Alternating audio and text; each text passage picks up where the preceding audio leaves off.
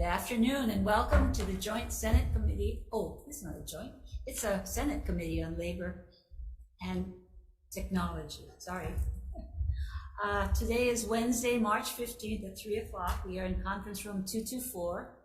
And Sharon Moriwaki, chair of the committee, and with me is Senator Gil Keith Algaran and to be coming our other members. Before proceeding with the hearing, I'd like to make a few housekeeping announcements. This hearing is being streamed live on YouTube. You can find links to view all Senate meetings on the live and on-demand video page of the legislature's website. And in the unlikely event that we encounter major technical difficulties during the hearing, we must end it abruptly. We will reconvene on Friday, March 17th at 3 p.m. in this same room, 224.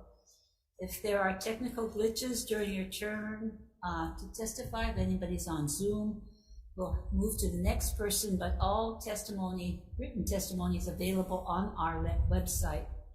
The time slot for this hearing is 90 minutes. I think we will end before then, but to accommodate everyone, we will be limiting testimony to 2 minutes each. So we will proceed with House Bill 40 relating to the general fund, and this provides a tax credit to taxpayers and makes deposits to the Emergency and Budget Reserve Fund and other post-employment benefits trust fund pursuant to Article 7, Section 6 of the state constitution, and it appropriates funds. So the first person up is Director of Budget and Finance, Mr. Salveria. Good afternoon. Good afternoon, Chair. Senator Louis Salveria from the Department of Budget and Finance. We support the intent of this bill. We believe that given the provisions and the way the financial plan is working right now, continuing to move this on, we are open to any discussion, combination of which. But I also would like to note that we do have an infusion that was included in the budget request for $500 million to the Emergency Budget Reserve Fund that would essentially also take care of the requirements. So this is a bill that should be going forward. Yes, it's a vehicle that would be necessary in order to meet the obligations of Article 7, Chapter 6, or Article 7, Section 6. Section 6. Yeah. Thank you. Thank you. Okay. I have a question. Okay, sure. Just last year, this part of the Constitution was used, right, for at least the rebates they were issued, right? How much was that? So in that particular case, the state provided the $300 tax rebate to everybody, the total cost of which came out to a little over $300 million. $300 million? Yeah. Okay, because I saw some testimony on this bill saying that the amount of money that was returned to taxpayers, that was very minuscule. I know I can remember when it was just $1 on your tax return. I thought last year was fairly significant, so I'm kind of surprised that when someone who pays attention to what happened in the legislature could be so cavalier in his testimony about that. Yeah, this was essentially, it was a costly requirement, and the requirement gets triggered automatically when you have 2 years of ending balances exceeding 5% of general fund revenues over a 2-year time frame, and we seem to be at that level. So so I guess that's the other question, unless Senator, you have other questions, but it's how. So one of the questions is how do you determine the criteria, which bucket it goes into? That would be the determination of the legislature. So we would do that. Because there are 3 choices, right? You could provide for a tax rebate, you can put money into the reserve, or you can pay down any one of the unfunded liabilities that exist for either ERS or ETF. Or all 3. Or you could do a combination of all 3. Any other questions? Thank you. Thank you, Chair. And we have Gary Suganuma, Department of Taxation, or his designee. Good afternoon. My name is David Richmond. I'm here on behalf of the Department of Taxation. We stand on our written testimony, offering comments, and I'm available for questions. Thank you. Any questions, anyone? Okay, thank you. On Zoom, we have James Barrows from the DOD, Haima. Anyone there? Sorry, Chair, they're currently not on Zoom. Nobody's on Zoom? Tom Yamachika? He's on Zoom. Okay. All right, moving Yes, on. Chair, I'm here. Hi, Tom. Okay, please proceed. Thank you. We do view this bill as routine. We understand that the normal procedure is for one of the money committees to fill in the amounts later as between, how much is going to be the credit versus how much is going to be paying down OPEB versus how much is going in the rainy day fund. We'd be happy to answer further questions. Thank you. Questions, anyone? Okay, moving on to House Bill 717 relating to nepotism. This prohibits state employees from hiring or promoting relatives and household members, making or participating in certain employment decisions, and awarding or taking official action on a contract with a business where the employee's relative or household member is an executive officer, holds substantial ownership interest in the business, and it imposes administrative fines for violations. First is Brenna Hashimoto, Department of Human Resources Development. Okay, in support. And is it Key or K? Campbell from State Ethics Commission. Robert, are you going to come up then? Is that Key or K? Key. Key, okay, Key on Zoom. Yeah, thank you, Chair, Vice Chair, and Senator. The Commission strongly supports HB 717, which prohibits state employees from hiring, supervising, and promoting their relatives. Nepotism creates the impression of impropriety and corruption. To the public, it looks like someone is taking money out of the state coffer and using their position to benefit a state family member. Currently, the Ethics Commission receives numerous nepotism allegations each year, and existing tools are inadequate to address those complaints. Commission investigations are confidential, so even when no ethics code violations are found, the Commission cannot adequately address the appearance of impropriety. This bill creates a bright line standard. It is something the public can have faith in, and it is easy to apply. In addition, the measure wisely creates a public exception process. If it is in the public's interest to hire and supervise a relative, the exception process would be public and visible, which would help avoid the appearance of impropriety. Thank you for allowing the Commission to testify in support of HB 717. Thank you. Let's see, I have written support testimony from Joshua Wish from Holomua Collaborative and from 4 individuals. Questions, anyone? Okay, I do have one question. You said you have a number of complaints that come in on nepotism. Do you have a number, or what is the prevalence of it? Oh, we do not have like a specific number for nepotism allegations per year, but it is something that we do commonly see, and the existing fair treatment law is not adequate to address that right now. Okay, thank you. Questions, anyone? Okay, moving along. Questions? No. House Bill 983 relating to time limitations. This defines public officer or employee and government in section 701-108 to clarify the applicability of prosecution time limitation for misconduct in office. And I have the Attorney General, Chuk Fu Lui. Good afternoon. From the AG's office. Good afternoon, Chair, Vice Chair, Senator. My name is Chuk Fu Lui. I'm a Deputy Attorney General in our Special Investigation and Prosecution Division. Thank you so much for hearing this bill. This bill is merely trying to add definitions for public officer or employee as well as the term government in order to ensure a wide and proper applicability of this provision. And this provision is really useful for us as a tool to go after public corruption and official misconduct. So thank you so much for hearing this bill. So currently the definition is not in law, and so you're adding this new definition in law. That's correct. Currently it's not, while it doesn't seem ambiguous, there are in other jurisdictions the same terms have been subject of litigation, so we just try to avoid that. Questions? Sure. When you include any person participating as advisor, consultant, or otherwise, what exactly are you talking about there? So include people who are volunteers on contract. What does that mean? It will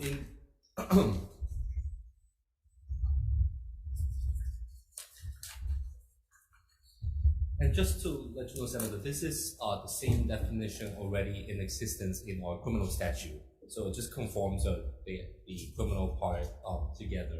Wait, So why do you need this is, what do you need this then? No. Because that criminal statute in 710, I believe, only confines to 710. This is 701, so it's the same chapter.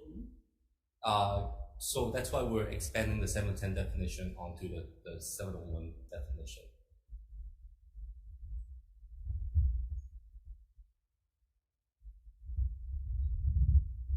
This section is just about time limitations. So why wouldn't you be looking at the definition in the rest of the chapter? And that's kind of the confusion, which is why we're trying to clear it up, so that we're making sure that it's consistent across the board in 701 as well as. Okay, so since this already exists, tell me what does this language apply to? So it will be any kind of employee. So volunteers technically wouldn't be an employee. Well, any person participating as an advisor, consultant, or otherwise it's fairly broad. Correct. And so it would include, and which is kind of the purpose, right? We want to include as many people as possible. And obviously this statute is to extend the statute of limitation for people who are, when we're prosecuting defrauding the government and stuff like that. So it will but if you can get people for defrauding the government, whether or not they're employed or not, so why is it so broad? I don't quite get it. I thought this was aimed at making sure that state employees can have a better tool for prosecuting people who are actually employed by the government. Now you're telling me that you're going to go after volunteers? Well, any kind of public corruption, I would say, it's what we're.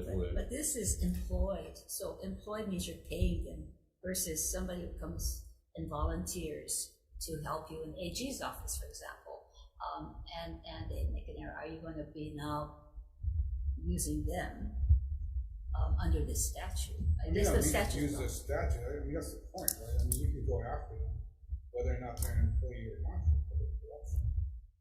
If they're defrauding, you said defrauding the government. Correct. But I'm so sorry, maybe I'm not making this clear. This provision is not really, the intent of this provision is just to extend the statute of limitation. Right? We're not trying to include more people. Right? The purpose is not to include as many people as we want. You're almost convincing me that we're over-inclusive right now. But this is really just so you say this definition already exists in another part of the statute. Correct. So tell me, how is it applied? The part that we're talking about, whether or not... I don't care. You brought up the fact that this definition already exists as if that was a way to say that we should have a problem with it. So I'd like to know, how are you applying this? So again, this definition is already in existence, right, in 710. So why don't you just say as used in 710? Right. So what I'm trying to say is in 710, that's the part where we'll argue who is included and who's not. But for example, if someone is included and who's not within 710, it's determined. But then in 701, it's unclear. Then we can really use this particular provision in 701 to extend the statute of limitation. So again, we're really just trying to make You're it saying that a court would take a look at this language in 701 and see the same term and treat it differently because it's a statute of limitations section. That's what you're saying. And we're basically trying to prevent that from. Courts are basically no good, and our judges aren't capable of reading a statute in paramaterial. No, I wouldn't say that. But I think it's more, why give the defense, the opportunity to file that motion if we can avoid it? That would be a stupid motion. I mean, I think the judge should sanction it. Fair. But why do you need definition? Now I'm asking, why do you need it in 701 if you have it in 710? Why not just refer to 710 and be consistent in your definition? It is the same definition, Yeah, so why it would can you say repeat it in this section, which is still in the same chapter? Right. Well, that's chapter 701 versus 710, but I mean, this is Correct. like.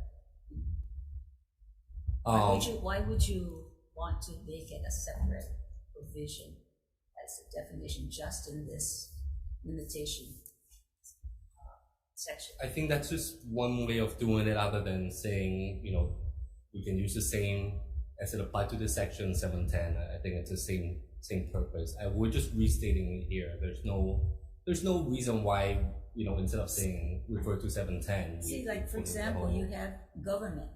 Government has the same meaning as in section 710 and 1000. So if in fact you need the public officer employee defined, you can say as used in 710.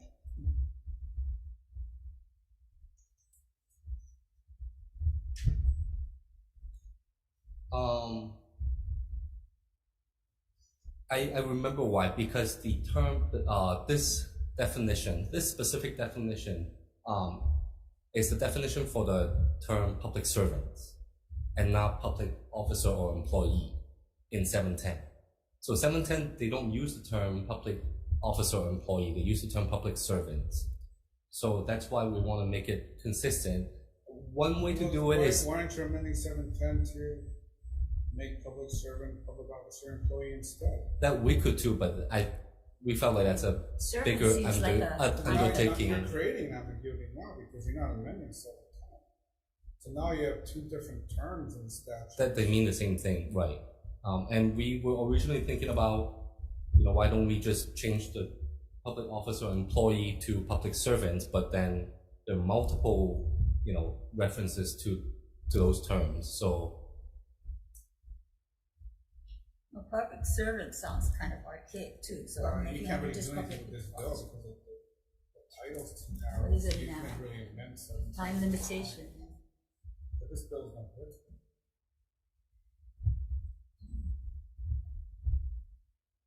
Anyway, I have no question. I understand what he's trying to do. But I guess you have to come back and then change 710 next time. Yeah, but that's two bills, and we should have done it this year. You can't This do it. You can't do it with this this title measure. is so limited.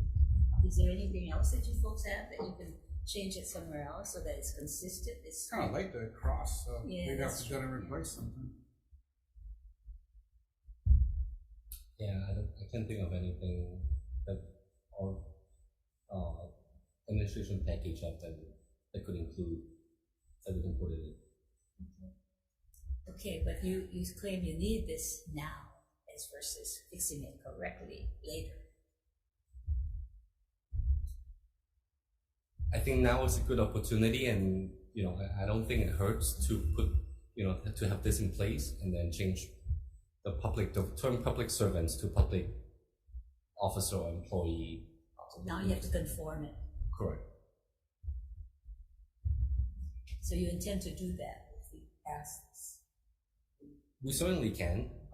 We just have to kind of look at the whole criminal code, because they're kind of all used interchangeably, right? So we kind of have to fix all of the public servants to public officer or employee. So why don't you just call this public servant?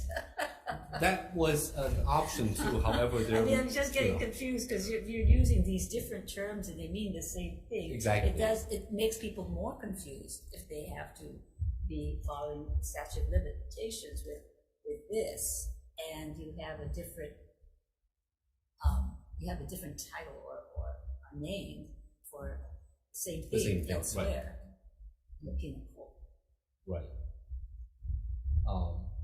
And I totally get the point, which is why we try to define this to at least make it consistent, because if public servants is defined and then public officer or employee is not defined, then what does public officer or employee really mean? Is it something different? Yeah, but you're not really being consistent. I mean, right, because the most consistent way is to use the same term. right? Right. Yeah. Yes, I agree.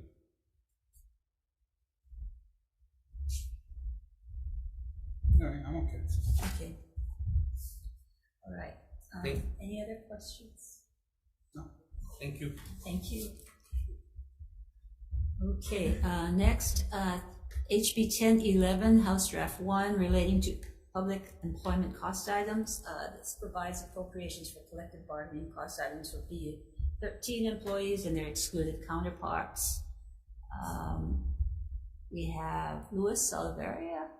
Chair, Vice Chair, member, Department will stand on its testimony and support. Thank you.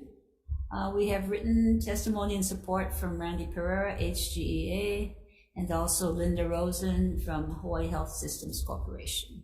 Anyone else wishing to testify? Oh, please. Oh, you're coming up for HGEA? Oh, okay. Sorry, I missed you. I said Richard. Yeah, we just got Richard, but presence. Chair, Vice Chair, Nui Sebastian from HGEA. We stand under written testimony and support. Thank you. Thank you. Okay, HB 1505, House Draft 1, relating to Hawaii Employer Union Health Benefits Trust Fund. This encourages the EUTF to consider investment opportunities in industries that will sustain Hawaii's natural environment or produce economic opportunities for its residents, including renewable energy businesses. Appropriates funds to the EUTF to develop the investment program. Mr. Salaveria, for Budget and Finance. Yes, Chair, the Department will stand on its Okay, thank you. And we have written testimony from Derek Mizuno with EUTF with comments, and Will Caron, individual in support. Mr. Salaveria, could you come up? Yes, thank you. You know, your testimony, you have a recommendation that bill be amended to only provide additional other post-employment benefits. Are you saying that we should not appropriate funds for EUTF to develop the program for environmental social investments? I think, you know, the parameters are on which large funds such as the EUTF and, for example, the ERS, the corpus and the utilization of corpus in order to invest in ESG type ESG meaning environmental, social, and governance type of investments would really be, you know, kind of taking it a little bit beyond what the expectation is. From our perspective and from budget and finances perspective, the first and foremost thing is that what we need to do is we need to amortize the unfunded liability of our other post-employment benefit accounts. And so anything that, you know, that would potentially hinder that, we would have some concerns with going forward. If the legislature so chose to just increase the contributions that are being done to OPEB, that would continue to shorten down the length of time that it would take in order to amortize it, we would be absolutely open to that too as well. So what you're suggesting, though, is that we shouldn't be appropriating funds to develop the investment portfolio for ESG. At this point in time, because the corpus of the EUTF hasn't even been in existence for 10 years, so and it's just starting. It might be a little bit premature in order for them to kind of establish a program just yet. But I think as it kind of continues to grow, and this is one of the areas where, you know, it's an extreme credit profile issue, our unfunded liabilities. So we just want to make sure that they, first and foremost, the biggest thing that they need to do is to continue to pay down the unfunded liability. Thank you. Questions, anyone? How long before you think it'd be a good time for them to do something like this? Because I mean, obviously, ERS has a policy, and I think it's reflected in the House draft, the next bill that we're looking at. Yeah, I think you know, it would determine based upon, you know, how the actuarials continue to look at that. You know, it is a technical aspect of determining the unfunded liability that goes beyond my capabilities. But, you know, at this point in time, because it's so new, and one of the things that we did was when we did establish the corpus for the EUTF, because prior to that, it was a pay-go system, and it was an extreme kind of liability that the state was facing.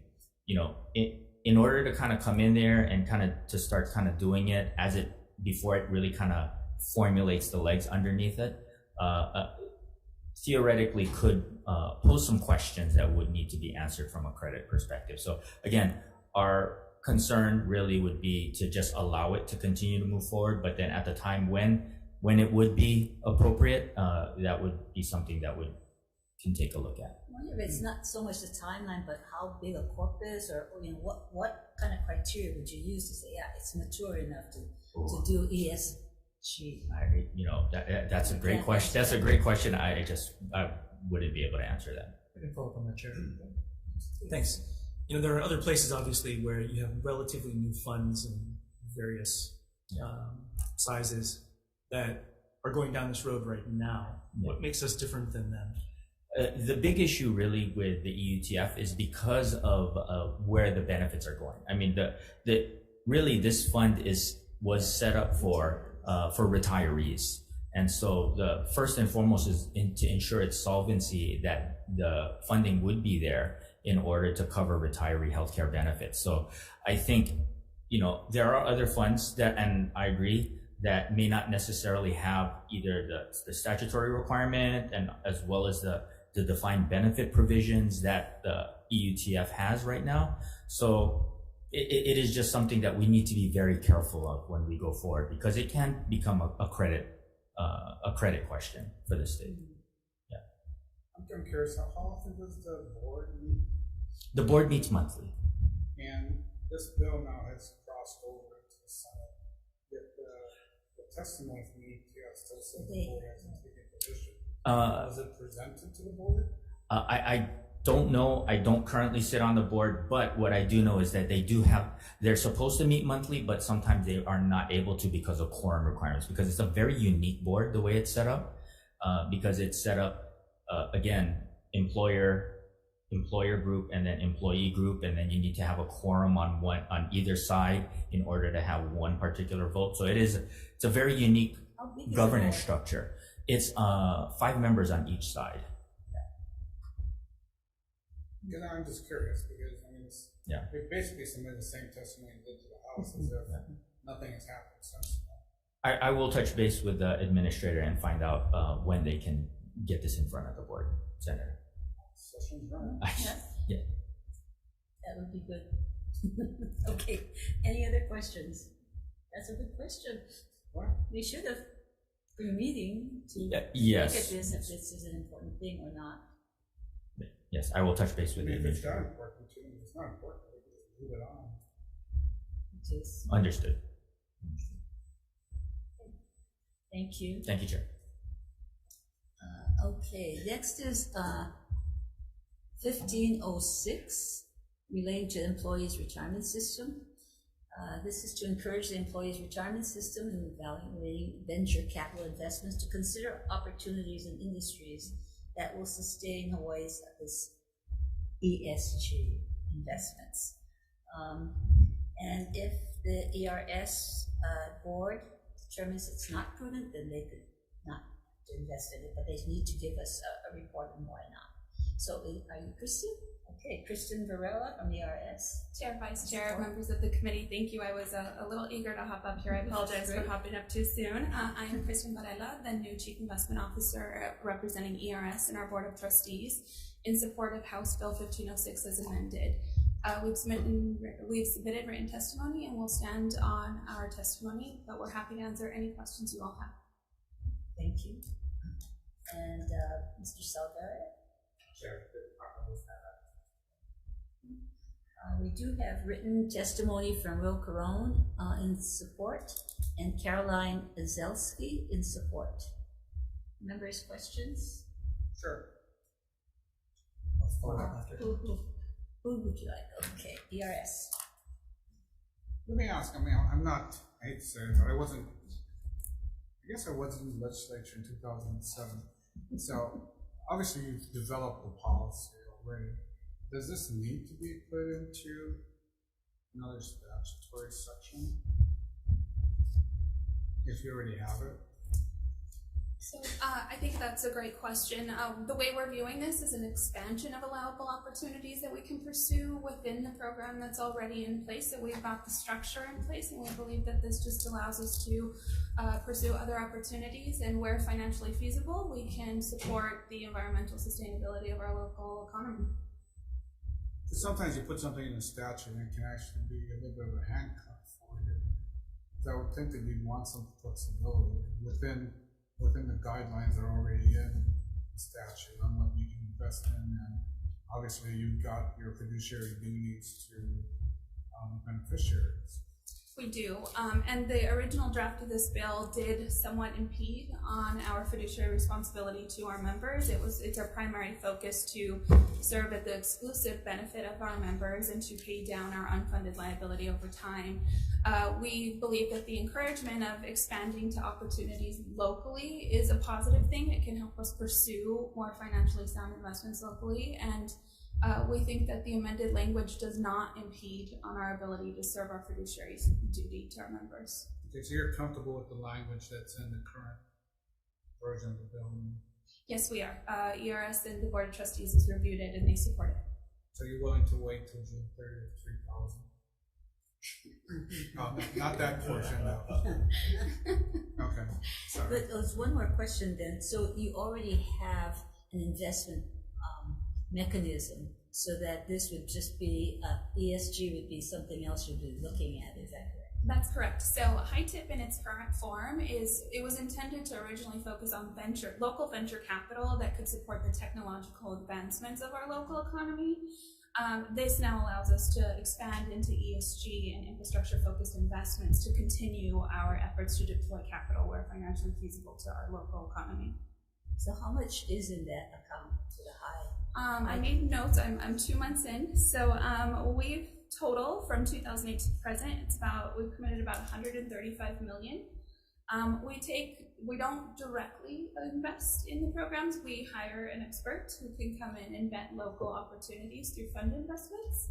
And we've deployed 3 different ventures thus far to support this effort. These are all Hawaii businesses. They're Hawaii or Hawaii adjacent. They're contributing to either the professional economy or the direct economy in one way or another. At this point in time, they're not ESG. It doesn't have an explicit ESG focus at this time. Let me just follow up on that. Is there a mechanism that currently exists that would allow for a review of these specific sorts of investments, separate and apart from just the general reporting and review that's currently existing? So I might need to tap our executive director, Thomas Williams, for this piece. I know we do provide a report to you all on the effectiveness of the program. Unfortunately, once again, 2 months in, I can't speak to the depth of that review, but if you all would welcome Tom up, I'd be happy to pass the torch. Yes. Senator Tom Williams. And would you be so kind as just to repeat the question? Yeah, is there a separate mechanism or some sort of separate process to review these sorts of investments versus relative to, I guess, sort of status quo process that has traditionally been undertaken?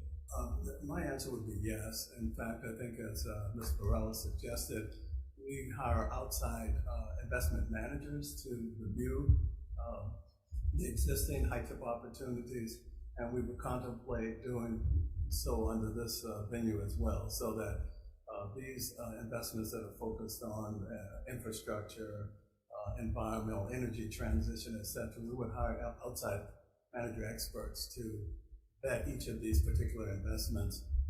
They generally expose them to our investment team, so we have some transparency as to what's going into the portfolio, but the decision is largely delegated to those outside experts. Is there, and I'm not as familiar with this portion of it at all, but the folks that are hired to do the review, is that separate and apart and independent from ultimately the folks that are making those decisions? In other words, I'm asking, is there any sort of conflict of interest there that would preclude them from wanting to report should there be, for example, like some sort of mistake or a loss or whatever that might make them questionable? Senator, I know of no such perceived or potential conflicts, quite frankly. We've had none in the past, and I don't envision a structure that would create those at present. Sure. I'd also just add that with each of our partnerships, whether it be locally focused or more broadly allocated, we require fiduciary standard at the partnership level as well. So fiduciary standard to our members it spans across the spectrum regardless of this focus or our broader global focus. So how would I think it's one more on this. And then so separate from just the review of what has occurred in the investment strategy as it's been executed, is there sort of a outside recommendation for where to go or where the next focus should be as the market's sort of changing. I raise this because, over the years, there's been a number of resolutions and bills and various things saying, go invest in this or don't invest in that. And obviously that often conflicts with whatever strategy is currently exists.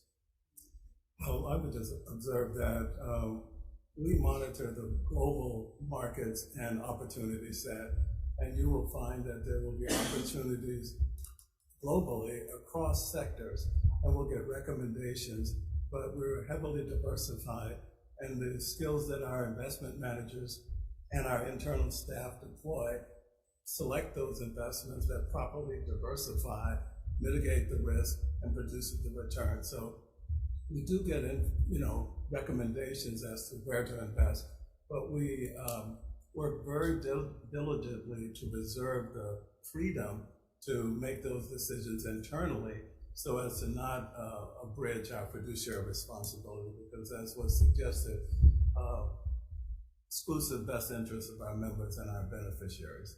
That's the only way we can employ our resources and comply with our tax qualifications. I appreciate that. I guess what I'm getting at is when things don't work out and there's a shift in the market, I want to do that negative, but when things aren't as good a year as they might be, how is that captured and ultimately, is it just internalized? Because often we're not going to see what the opportunity cost was had there been, a separate portfolio of things that could have been looked at.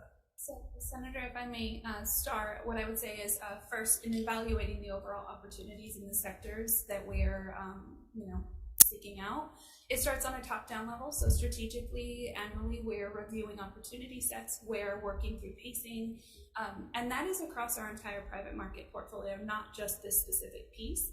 This piece gets rolled up into our portfolio. So it is held to the same standard as the rest of the global portfolio, and we evaluate the opportunity cost that way as well. I raised this, and if we could follow up after, it'd be lovely. Right before the natural gas market collapsed, there was, I think, several discussions here about moving away from that early, which I think ultimately didn't happen. But the back of the napkin on had that happened would have been hundreds of millions of dollars in avoided loss. So I guess what I'm getting at is, now that we're having this discussion going forward, encouraging the kinds of investment, which is great on paper and everything else, and practically things done right, how do we ensure that we don't repeat that kind of situation? Well, again, I think the top-down analysis that is alluded to, we oftentimes, again, as I suggested earlier, are encouraged to invest in a number of areas, but we know that there's a risk-return profile to every possible investment, so we never look at them solely that they're going to work out. That is our expectation based on the analysis we do in our market forecast. But, we don't follow the trends. We're not the folks who are chasing the next shiny object. So just following up on that, so it's a risk, and it's, when you do your analysis or your criteria, it's a risk and return on investment, and you're looking at how do you keep growing, right? But also, if we tell you to do this ESG and look at different investment opportunities based upon it's a good thing to do, how do you meld that into the return on investment and your wanting to be risk averse? Well, I think it's sequential in so many respects. We make that initial analysis as to whether the risk return profile is appropriate for us to invest in. It has to pass that screen first. If secondarily it adds some ESG benefits, that can be a positive. We would view that as a positive, but it's top-down, fiduciary responsibility, risk return parameters first. And we don't get to the ESG piece of it until you pass that first filter. Sure, I would just add to that, the importance of diversification is ever present. So if we were sitting here talking about our entire venture portfolio being locally invested in local environmental sustainability, that would be a risk to the portfolio. What we want to see is favorable and complementary exposure that helps round out our global portfolio. That assists us with our balance between risk and return. Any other questions? Okay, thank you very much. Thank you. Ooh, shoot. I'm going to break for decision making. Recess.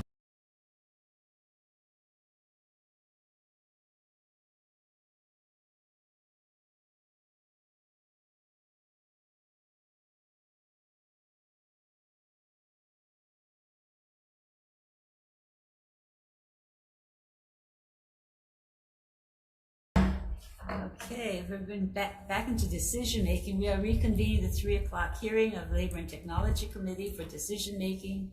Let me note that any bill passing out will include the necessary technical non-substantive amendments. For House Bill 40 relating to the general fund, providing a tax credit to taxpayers and make deposits to the Emergency and Budget Reserve Fund and other post-employment benefits. Chair's recommendation is to pass as is. Members, any discussion, any questions? The chair votes aye. Vice Chair Lee. Voting on HB 40, recommendation pass as is. Chair votes aye. Vice Chair votes aye. Senator Ihara excused. Senator Keith Agron. Yes. And Senator Favela. Yes. Chair recommendation adopted. Thank you. House Bill 717, House Draft 1, relating to nepotism, prohibiting state employees from hiring or promoting relatives and household members, making or participating in other employment-related and contract decisions, and imposes fines and violations. Chair's recommendation is to pass as is. Chair votes aye. Questions, anyone? Okay. On HB 717, recommendation to pass as is with Senator Ihara excused. Any reservations or no's? If not, recommendation adopted. Thank you. House Bill 983 relating to time limitations. The chair's recommendation is to amend the bill using the public servant title instead of public officer or employee. So making that change on page 3, section 3B, any offense based on misconduct in office by a public servant rather than public officer or employee. And then for the definitions section, changing public officer or employee to public servant and shall have the same meaning as in section 710-1000. With that, Chair's recommendations vote with to recommend those amendments. Members, discussion, questions? The chair votes aye. Vice Chair HB 983, recommendation to pass with amendments, noting Senator Ihara excused. Any reservations or no's? Recommendation adopted. Okay, House Bill 1011 relating to public employment cost items for bargaining unit 13. The chair's recommendation is to pass as is. Chair votes aye. House Bill 1011, noting Senator Ihara excused. Any reservations or no's? Recommendation adopted. For House Bill 1505, House Draft 1 relating to the Hawaii Employer Union Health Benefits Trust Fund, based on the Budget and Finance Director's testimony, the bill may be premature and may detract from EUTS goal. The chair's recommendation is to defer this measure. Members, questions, discussion? Okay, moving on. House Bill 1506, House Draft 1 relating to the Employees Retirement System of the State of Hawaii. Chair's recommendation is to pass as is. Members, questions, discussion? Chair votes aye. Voting on HB 1506, unamended, noting Senator Ihara excused. Any reservations or no's? If not, recommendation adopted. This ends the business of this hearing. The hearing is adjourned.